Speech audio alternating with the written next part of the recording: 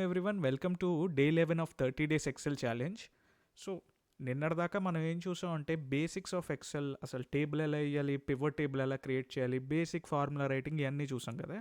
ఇప్పుడు advanced tricks and tips చూద్దాం. మీ daily office లైఫ్లో మీకు ఉపయోగపడేవి, మీరు మీ బాసెస్ని, వీళ్ళని, ఆఫీస్లో కొలీగ్స్ని ఇంప్రెస్ చేయగలిగే టిప్స్ ట్రిక్స్ డిస్కస్ చేద్దాం. సో ప్రతిరోజు ఒక 5 to 10 టిప్స్ నేర్పిస్తాను మీకు. సో ఈ 30 డేస్ ఎక్సెల్ ఛాలెంజ్ అయ్యేలోపు మీకు అన్నీ కూడా మంచి గ్రిప్లోకి వచ్చేస్తాయి.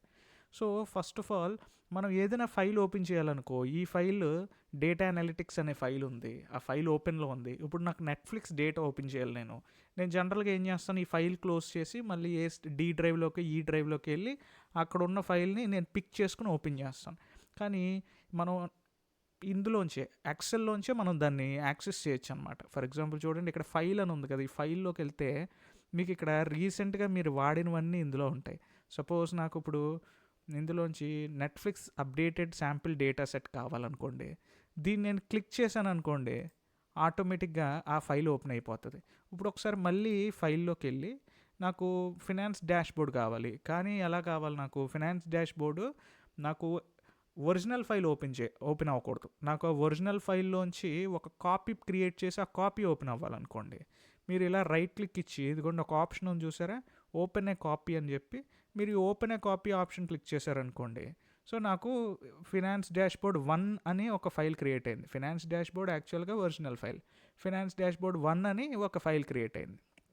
సో ఇదేంటంటే డూప్లికేట్ అనమాట. సో ఇందులో మీరు కావాల్సిన ఎడిట్స్ చేసుకుని మీకు నచ్చితే Ctrl+S కొట్టుకుని సేవ్ చేసుకుంటారు. మీకు ఒకవేళ నచ్చలేదనుకోండి ఇలా వదిలేస్తారు. సో ఇంకొకటి చెప్తాను, మీరు ఒకసారి ఇది గమనించారా, ఇదిగో మనకు సేల్స్ డేటా ఉంది. సపోజ్ ప్రతిసారి నాకు ఏదైనా ఒక మంచి రో కనిపించింది అనుకోండి, హైలైట్ చేసుకుందాం అనుకుని నేను ఇలాగా హోమ్ ట్యాబ్లోకి వెళ్ళి హైలైట్ అని కొట్టాలి. సపోజ్ నేను ఏదో వేరే ట్యాబ్లో ఏదైనా వర్క్ చేస్తున్నాను అనుకోండి, ఏ డేటా ట్యాబ్లోనో ఇందులోనో వర్క్ చేస్తున్నాను, అందులో ఉన్నాను.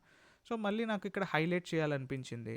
ప్రతిసారి నేను అక్కడి నుంచి హోమ్ ట్యాబ్కి నావిగేట్ అయ్యి నేను ఇక్కడ హైలైట్ కొట్టుకోవాలన్నా, ఇంక్రీజ్ చేసుకోవాలన్నా, ఫాంట్ డిక్రీజ్ చేసుకోవాలన్నా, లేదంటే వేరే ఆప్షన్ వాడాలన్నా నాకు చాలా కష్టం కదా. సో నేను ఇక్కడ ఓ పని చేయొచ్చు.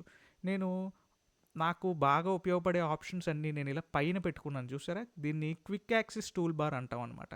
సపోజ్ నేను ఎక్కువ వర్క్ చేసేది డూప్లికేట్ రిమూవ్ చేయడం అనే ఆప్షన్తో ఎక్కువ వర్క్ చేస్తాను.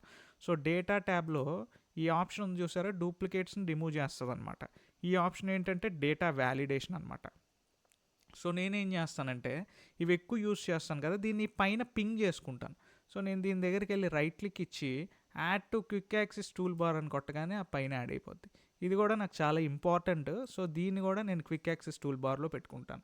అలాగే ఈ ఫాంట్ పెంచడం తగ్గించడం, ఈ రెండు కూడా క్విక్ యాక్సెస్ టూల్ బార్లో పెట్టుకుంటాను. సో ప్రతిసారి ట్యాబుల్ స్విచ్ కొట్టక్కర్లేదు అనమాట.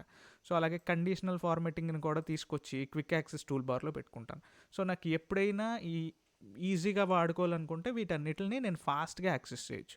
సో ఏ ట్యాబ్లో ఏ డేటా ఉంటుంది, ఏ ట్యాబ్లో ఏ ఆప్షన్ ఉంటుంది అనేది మీరు గుర్తుంచుకోక్కర్లేదు. మీరు ఈ క్విక్ యాక్సెస్ టూల్ బార్ వాడితే సరిపోతుంది. సరే, ఇంకొక విషయం చెప్తాను, చూడండి.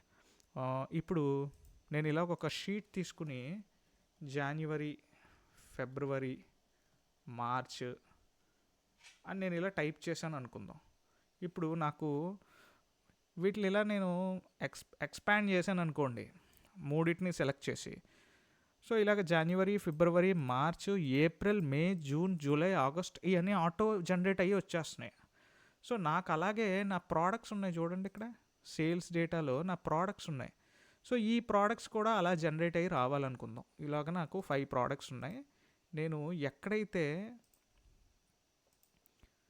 ఎక్కడైతే ఇలా డ్రాగ్ చేస్తానో నాకు ఈ 5 ప్రోడక్ట్స్ రావాలి నేను అనుకున్న చోట. సో ఇవి ఎలా క్రియేట్ చేయాలో చూద్దాం. సపోజ్ ఇక్కడ ఒక ఆప్షన్ ఉంది చూడండి, ఫైల్లోకి వెళ్ళి మీరు ఇక్కడ ఆప్షన్స్ అని ఉంటుంది. ఈ ఆప్షన్స్లోకి వెళ్తే అడ్వాన్స్డ్ ఆప్షన్స్లో మీరు చివరికంటే వెళ్ళిపోతే కస్టమ్ లిస్ట్ అని ఒక ఆప్షన్ ఉంటుంది. కస్టమ్ లిస్ట్ చూడండి, మీకు ఇక్కడ కనిపిస్తుంది కస్టమ్ లిస్ట్. సో ఈ కస్టమ్ లిస్ట్ని మీరు సెలెక్ట్ చేసుకుని మీరు ఇక్కడ న్యూ లిస్ట్ అనే దాని మీద ట్యాప్ చేయండి. ట్యాప్ చేసి ఈ కిందకు వచ్చి మీరు ఇక్కడ ఈ రెఫరెన్స్ తీసేసి దీని బదులు ఈ రెఫరెన్స్ ఇవ్వండి. ఇదిగోండి, ఇక్కడ నుంచి ఇక్కడ దాకా ఈ రెఫరెన్స్ ఇవ్వండి. ఇది ఆటో సెలెక్ట్ చేసుకుంది. చేసిన తర్వాత ఇంపోర్ట్ అని కొట్టండి. సో ఆటోమేటిక్గా ఈ కస్టమ్ లిస్ట్ సెలెక్ట్ అయిపోద్ది. సో మీకు అర్థమైందా? సండే, మండే, ట్యూస్డే అవన్నీ ఆటోమేటిక్గా ఎక్సెల్లో కస్టమ్ లిస్ట్ కింద ఫీడ్ అయి ఉన్నాయి. అందుకే మనం కొట్టిన వెంటనే అవి ఆటో జనరేట్ అయ్యి వచ్చేస్తున్నాయి. అదనమాట.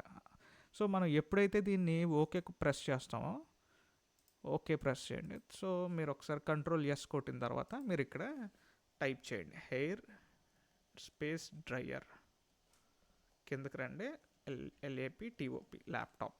సో ఈ రెండు టైప్ చేసాం కదా, ఇప్పుడు రికగ్నైజ్ చేస్తుందేమో ప్యాటర్న్ చూద్దాం. సో చూడండి, hair dryer, laptop, air condition, smart TV, digital camera, so అవన్నీ వచ్చేసాయి. సో మనం ఒకటో రెండో రాసి మనం జస్ట్ దాన్ని ఇలా డ్రాగ్ చేస్తే మనకు కావాల్సినవన్నీ కూడా మనకు వచ్చేస్తాయి ఏంటనేది. ఫోర్త్ టెక్నిక్ ఏంటంటే, మీరు జనరల్గా ఎక్కడైనా వర్క్ చేస్తున్నప్పుడు ఇలా ఆల్ట్ ప్రెస్ చేయండి ఒకసారి. మీరు ఎప్పుడైతే ఆల్ట్ ప్రెస్ చేస్తారో మీకు ఇక్కడ 1 2 3 4 5 FHNJI మీకు ఇలా కనిపిస్తున్నాయి. ఏంటివి అసలు? ఇవన్నీ షార్ట్ కట్స్ అనమాట. సపోజ్ మీకు మౌస్ పని చేయట్లేదు, సరిగ్గా ఫంక్షన్ అవ్వట్లేదు, మీరు ఏదో టైప్ చేస్తున్నారు, టైప్ చేస్తూ మీరు ఏదో ఆప్షన్ ఎనేబుల్ చేసుకుందాం అనుకుంటున్నారు, అప్పుడు ఈ షార్ట్ కట్స్ వాడచ్చు మనం. సో ఈ షార్ట్ కట్ ఎలా వాడాలంటే, ఫర్ ఎగ్జాంపుల్ నేను డేటా ట్యాబ్లోకి వెళ్దాం అనుకుంటున్నాను, ఆల్ట్ ఏ నొక్కాను అనుకోండి, డేటా ట్యాబ్లోకి వెళ్ళిపోతాను. సో అందులో నేను text to columns option access చేద్దాం అనుకుంటున్నాను, ఆల్ట్ ఈ నొక్కితే టెక్స్ట్ టు కాలంలోకి వెళ్ళిపోతాను. సో అలాగా మళ్ళీ ఆల్ట్ ప్రెస్ చేస్తే నాకు అవైలబుల్గా ఉన్న షార్ట్ కట్స్ అన్నీ కనిపిస్తాయి. సో అలాగే నాకు ఒక లిస్ట్ కావాలి, మీరు ఆల్ట్ ఏ ప్రెస్ చేయండి, డేటా ట్యాబ్లోకి వెళ్తారు. ఇప్పుడు ఫర్ ఎగ్జాంపుల్ నాకు ఒక డేటా వ్యాలిడేషన్ పెట్టాలి. సో అప్పుడు నేను మళ్ళీ ఆల్ట్ వి ప్రెస్ చేశాను అనుకోండి, నా డేటా వ్యాలిడేషన్ కొన్ని ఆప్షన్స్ అన్నీ నాకు కనిపిస్తాయి. సో అప్పుడు నేను వి ప్రెస్ చేశాను అనుకోండి, డేటా వ్యాలిడేషన్ ఓపెన్ అవుతుంది. సో ప్రతిసారి స్టార్టింగ్ ఒకసారి ఆల్ట్ ప్రెస్ చేస్తే మీకు షార్ట్ కట్స్ కనిపిస్తాయి. మీరు ప్రతిసారి ఆల్ట్ ప్రెస్ చేయాలా లేదా అనేది ఆప్షన్ అనమాట. సో అక్కడ మీరు ట్యాబ్ ప్రెస్ చేస్తే మీరు కిందకు వస్తారు, డౌన్ యారో ప్రెస్ చేస్తే లిస్ట్ ఓపెన్ అవుతుంది. మీకు కావాల్సిన సెలెక్ట్ చేసుకుని, జనరల్గా లిస్ట్ అని సెలెక్ట్ చేసుకుంటాం కదా మనం, ట్యాబ్ ప్రెస్ చేస్తే మళ్ళీ కిందకు వస్తారు. సో ఇక్కడ మనం కావాల్సినట్టు ఇలాగా కీబోర్డ్తో నావిగేట్ అయ్యి, మీరు చూడొచ్చు నేను ఎక్కడ మౌస్ వాడట్లేదు.